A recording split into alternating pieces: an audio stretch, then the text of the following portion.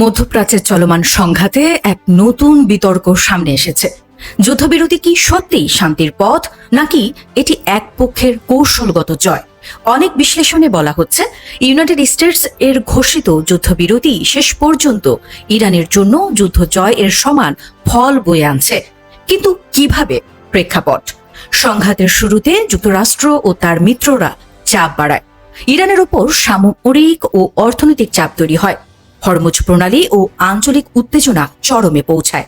এরপর আসে যুদ্ধবিরতির প্রস্তাব, যা অনেকের কাছে ছিল উত্তেজনা কমানোর পদক্ষেপ। কিন্তু কেন বলা হচ্ছে এটাই ইরানের জয়? প্রথমত, ইরান সরাসরি পরাজিত হয়নি। দ্বিতীয়ত, নিজেদের অবস্থান ধরে রেখে যুদ্ধবিরতিতে গেছে। তৃতীয়ত, যুক্তরাষ্ট্র নিজেই সংঘাত থামানোর উদ্যোগ নিয়েছে। এই তিনটি কারণ মিলিয়ে অনেক বিশ্লেষক বলছেন কৌশলগতভাবেই ইরানই এগিয়ে। বিশ্লেষণ: যুদ্ধের লক্ষ্য বনাম ফলাফল।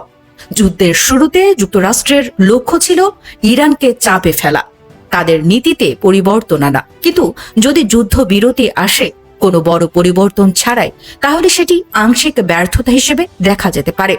সার্ভাইভাল স্ট্র্যাটেজিক ভিক্টরি: আধুনিক ভূ রাজনীতিতে একটি বাস্তবতা টিকে থাকায় অনেক সময় জয়। ইরান চাপ সহ্য করেছে, কাঠামো ভেঙে পড়েনি, প্রতিরোধ চালিয়ে গেছে। অ্যাসাইমেট্রিক ওয়ারফেয়ার অ্যাডভান্টেজ: ইরান সরাসরি শক্তিতে নয়, কৌশলগত প্রতিরোধে লড়েছে। কম খরচে যুদ্ধ, প্রক্সি ও আঞ্চলিক প্রভাব, দীর্ঘমেয়াদী চাপ সৃষ্টির ফলে যুদ্ধবিরতির সময় তারা তুলনামূলক সুবিধাজনক অবস্থানে।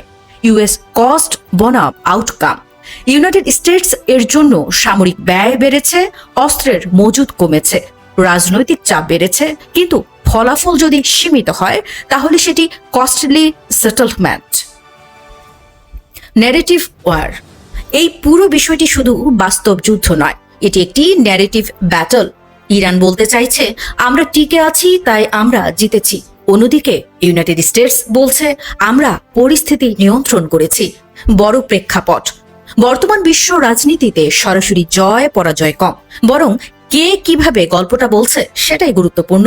এই যুদ্ধবিরতিও সেই গল্পেরই অংশ। সামনে কি হতে পারে?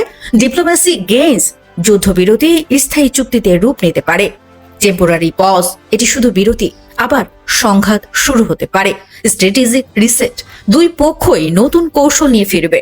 এই মুহূর্তে সবচেয়ে গুরুত্বপূর্ণ প্রশ্ন, যুদ্ধবিরতি কি সত্যি শান্তি, নাকি এটি এক কৌশলগত পুনর্বিন্যাস? ইরানের জন্য এটি হয়তো টিকে থাকার জয়, আর যুক্তরাষ্ট্রের জন্য পরিস্থিতি নিয়ন্ত্রণের কৌশল। শেষ পর্যন্ত এই লড়াই শুধু যুদ্ধক্ষেত্রে নয়, কৌশল, ধৈর্য আর বর্ণনার মধ্যেই নির্ধারিত হচ্ছে কে জিতল। আরো আপডেট পেতে সাবস্ক্রাইব করুন পালস নিউজ 360।